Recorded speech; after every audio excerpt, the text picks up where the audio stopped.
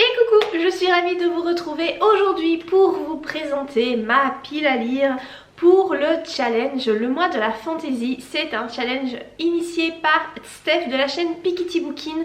Apparemment ça fait je crois 5 ans qu'elle propose ce challenge là au mois de mai et en fait je n'ai jamais participé. Mais là j'ai été super inspirée par les thèmes proposés. Clairement j'ai trouvé des livres assez facilement pour toutes les catégories, ce qui montre bien que voilà, dans ma wishlist en tout cas j'avais beaucoup de livres qui correspondaient à tout ça. Donc je me suis dit eh ben vas-y, essaye de faire ce challenge là, de pouvoir valider le plus de catégories possible. C'est pas dit que j'arriverai à valider toutes les catégories, il y a quand même pas mal de bouquins hein. Franchement tout ça en un mois je crois que ça va être un peu compliqué, mais voilà, en tout cas ça va vous donner peut-être des idées si vous avez envie de participer ou tout simplement des idées de lecture. Moi je sais que j'adore regarder les piles à lire pour les challenges comme ça des autres booktubeuses. Du coup je vais vous proposer la mienne, j'espère que ça vous plaira. J'ai pas beaucoup de livres à vous présenter en format papier parce que je vais probablement les prendre pour la plupart en format numérique. Du coup voilà, je vous mettrai de toute façon ici la couverture. Alors je vais commencer avec la première catégorie qui est la catégorie eau. Et le premier sous-menu de la catégorie eau, c'est voyager sur les flots. Et donc là vous devez lire un livre qui parle de pirates, de voyage, de bateaux. Et là j'ai sélectionné le premier tome de La carte des confins de Marie Replin. Alors c'est un roman que j'ai vu énormément passer, enfin j'ai surtout vu le tome 2 parce que le tome 2 vient de sortir. Apparemment Marie Replin a un compte sur Instagram qui parle de livres. Elle a publié son premier tome donc de La carte des confins sur Wattpad. Il a eu beaucoup de succès et il a été finalement publié dans une maison d'édition. Je vous avoue que je ne sais pas quelle maison d'édition, mais en tout cas apparemment c'est un livre qui a l'air très cool.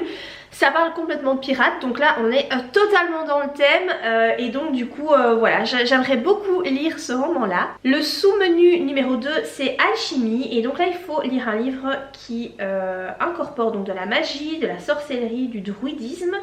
Et là j'aimerais lire Les Sœurs de Montmort de Jérôme Loubry.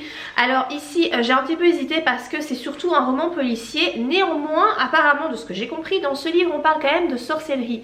Donc c'est une enquête policière, un thriller assez peut-être un peu horrifique. Je crois que ça fait quand même un peu flipper, non? Je sais pas, de ce que j'ai compris.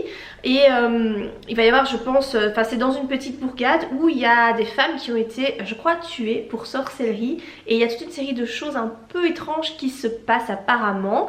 Je ne sais pas si l'explication finale, la résolution de l'intrigue incorporera effectivement du surnaturel ou bien s'il y aura une explication scientifique, je ne sais pas. En tout cas ça parle de sorcellerie donc je pense que je peux incorporer ce roman là. Vu que j'ai envie de le lire depuis très longtemps, je me dis qu'il va dans cette catégorie.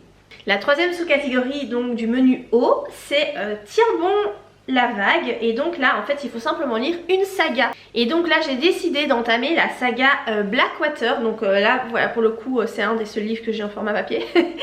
Donc c'est Blackwater, le tome 1 c'est La Crue et c'est de Michael McDowell et en fait c'est publié chez Monsieur Toussaint Louverture.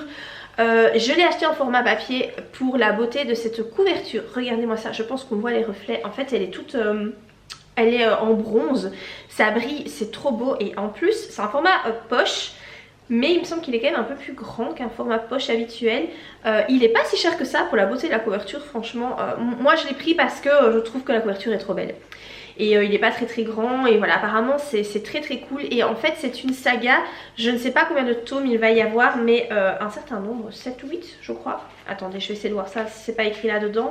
Voilà, il y a 6 tomes dans la saga et en fait un tome va paraître toutes les 2 semaines dans la maison d'édition Monsieur Toussaint Louverture. C'est un petit peu comme un feuilleton quoi, tu regardes Outlander mais voilà, là tu lis, t'as un petit livre toutes les 2 semaines. Donc voilà, j'ai envie de commencer cette saga donc je l'ai inclus dans cette catégorie. Là, le deuxième menu c'est le menu terre et donc la première sous-catégorie c'est la catégorie petit peuple.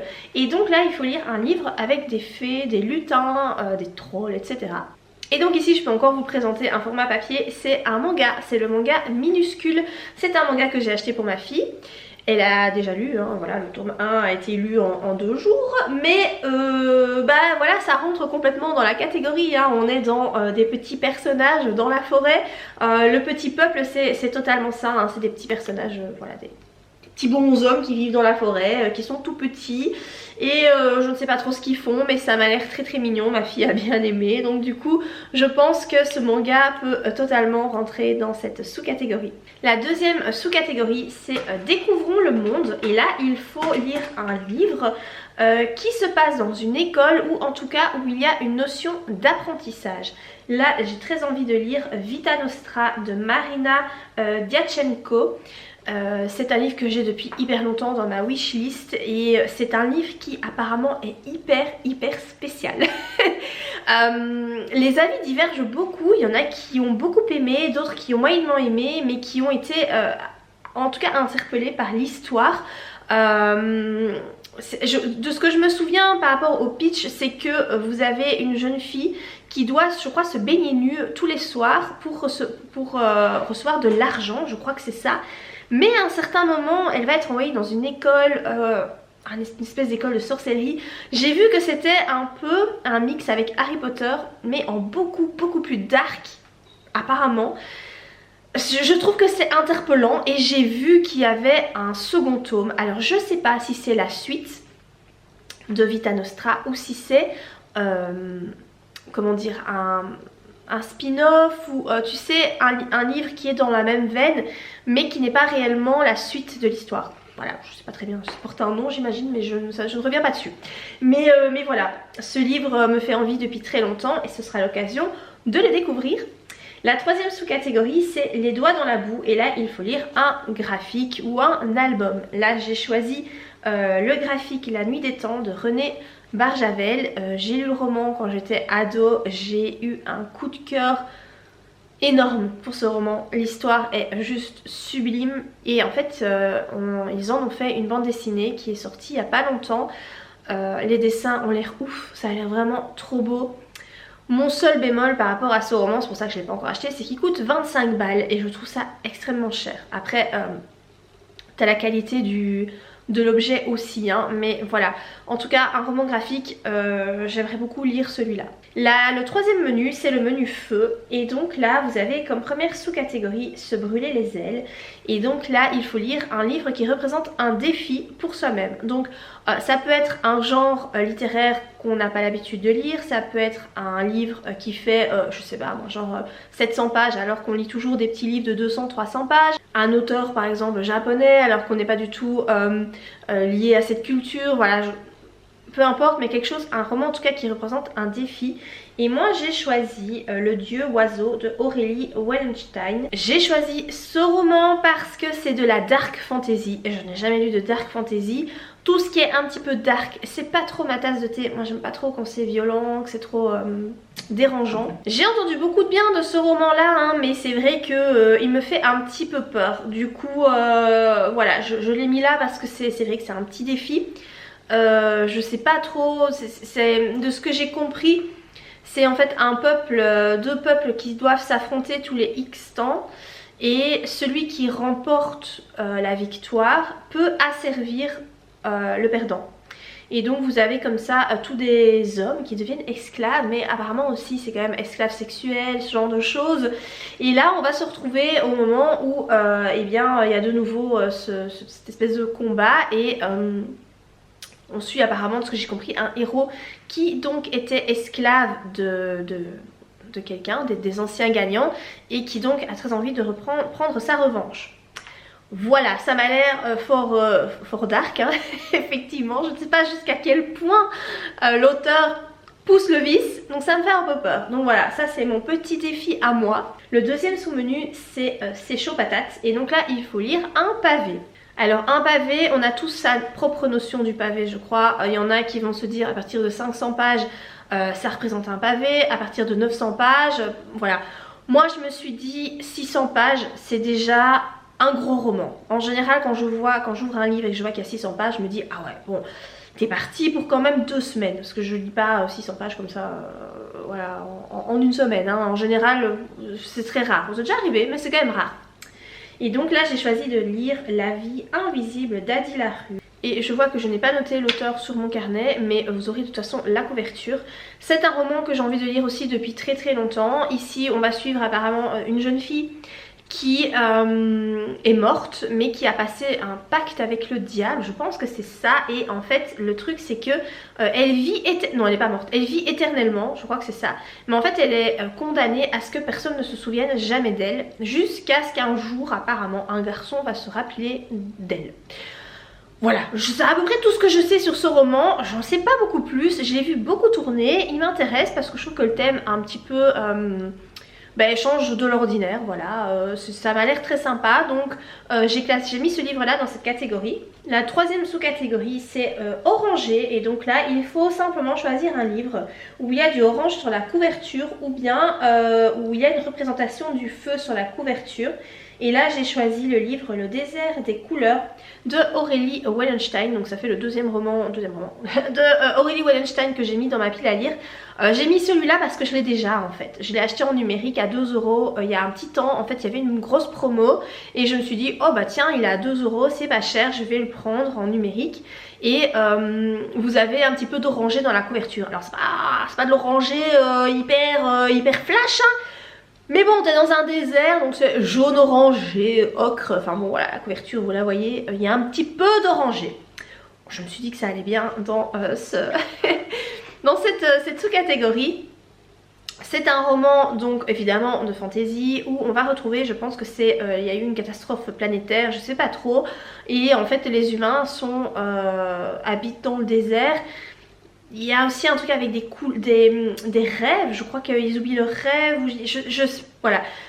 Mes explications sont hyper nulles, je suis désolée, je vous laisserai le lien en barre d'infos de toute façon qui pointe sur Amazon si vous voulez aller lire le résumé. Je vous laisse découvrir vous-même, mais au moins ça vous donne une idée de quel livre vous pouvez mettre dans quelle sous-catégorie. Finalement le quatrième menu c'est le menu R, et la première sous-catégorie c'est léger comme l'air, et donc là il faut lire un livre de poche. Donc autant vous dire que là on a le choix, il y a beaucoup de livres de poche disponibles en fantasy, science-fiction. Là j'ai choisi de lire Là où les esprits ne dorment jamais de Jonathan Werber. Et donc pourquoi ce livre? Jonathan Werber c'est le fils de Bernard Werber qui a écrit énormément de bouquins. Si vous ne le connaissez pas, comment ça se fait? Vous avez écrit Les Fourmis, Les Thanatonautes, plein de romans. Vraiment c'est un auteur hyper connu qui vend énormément de livres. C'est très spécial hein. Ce qu'il écrit c'est très spécial, on accroche ou on n'accroche pas. Personnellement j'ai jamais accroché très fort à ses livres, je n'aime pas son style d'écriture, mais ses histoires sont extrêmement intéressantes et surtout sont complètement tirées par les cheveux. C'est un truc de fou je trouve. Bernard Werber, son fils a écrit son premier roman et je suis curieuse, voilà, je suis curieuse, j'ai envie de le découvrir. Ici donc moi je l'ai classé, pour moi il rentre dans ce mois de la fantaisie parce que on va parler de spiritisme. Et donc apparemment il y a une enquête qui va être instaurée par rapport à des femmes qui pratiquent le spiritisme. Je crois que ce sont des sœurs. Donc voilà, on va parler d'esprits, fantômes, etc. Donc pour moi ça c'est du fantastique, du paranormal, et donc je pense que je peux l'inclure ici dans cette catégorie. La deuxième sous-catégorie c'est créatures ailées, et donc là il faut lire un livre avec des créatures ailées quoi, hein, des dragons, des fées, tout ce que vous voulez du moment que ça a des ailes. Là j'ai décidé de lire le livre Les filles qui ne mourraient pas de Kiran Millwood Hargrave. C'est un nom compliqué, s'il vous plaît en tant qu'auteur, mais faites simple. C'est quoi ce nom à rallonge quoi? Soit, donc ici on va suivre apparemment des filles, c'est la légende de Dracula revisitée, mais du point de vue des femmes. Donc des femmes qui sont je pense enlevées par Dracula, et voilà, c'est à peu près tout ce que je sais. Pourquoi je l'ai mis dans cette catégorie? Parce que Dracula il se change quand même en chauve-souris, non? Les vampires ils peuvent se changer en chauve-souris. Enfin en tout cas moi quand je regarde le dessin animé Hotel Transylvania, Dracula il se change en chauve-souris, donc du coup ça vole, donc ça c'est bon non? Voilà, moi je me suis dit que c'était bon. Si jamais vous n'avez pas d'idée pour cette sous-catégorie, eh bien je peux vous proposer un très chouette roman. Oh mais qu'est-ce que c'est? Mais c'est mon roman! Oui, je vais faire ma petite pub dans cette vidéo. Écoutez, j'en profite. Vous ne savez pas quoi choisir comme roman avec une créature ailée? Eh bien voilà, je vous l'offre sur un plateau d'argent. Ici, donc c'est mon roman Forbidden Love, hein, le tome 1, vous avez le tome 2 aussi hein, si vous le souhaitez, mais voilà, je vous présente en tout cas le tome 1 qui s'intitule Love Me. Pourquoi ça correspond dans cette catégorie-là? Eh bien tout simplement parce que le héros principal, Alex, est un ange, voilà. Alors il n'est pas un ange au sens biblique du terme, mais il ressemble à un ange, en tout cas il a des ailes d'ange dans le dos et il vole. Voilà. Et donc ici on est dans une histoire d'amour qui met donc de la science-fiction, hein, un petit peu dans la même veine que les X-Men. Voilà, c'est pas la même histoire que les X-Men, hein, on est bien d'accord, mais c'est un petit peu dans le même style, comme ça vous situe quel genre d'histoire c'est. Il y a beaucoup d'érotisme dedans, je préfère le préciser, si vous n'êtes pas adepte de l'érotisme, évitez, mais voilà, si vous voulez de la science-fiction avec une créature ailée et que vous aimez les histoires d'amour avec un petit peu de scène olé olé quand même, et ben voilà, je vous invite à lire mon roman. Le petit point pub est terminé et donc je passe à la dernière sous-catégorie qui s'intitule Apprendre à voler. Et donc là il faut lire un livre de littérature jeunesse. J'ai choisi le livre Galant de Victoria Schwab. C'est un livre que je vois beaucoup tourner. Alors je ne sais pas s'il peut rentrer vraiment dans la catégorie jeunesse, mais écoutez, c'est quand même, on parle ici, on a une adolescente de 17 ans. Pour moi, en dessous de 20 ans, ça reste de la jeunesse parce que je suis beaucoup plus vieille. Donc moi j'ai décidé de le classer en littérature jeunesse. C'est pas pour enfants mais c'est pour ados, donc je pense que ça peut convenir.